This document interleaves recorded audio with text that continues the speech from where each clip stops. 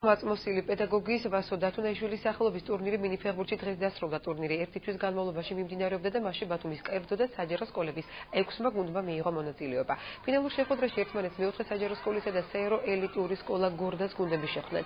საბოლოოდ გამარჯვება მეოთხე საჯარო სკოლის გუნდმა ქორება მოიპოვა. პრიზიორები აჯარის განათლების, კულტურისა და სპორტის მინისტრის მოადგილებს ზურაბ უკლებამ სიგელებით, თასებითა და მედლებით დააჯილდოვა. ტურნირი სასკოლო კლუბების პროექტის ფარგლებში გაიმართა.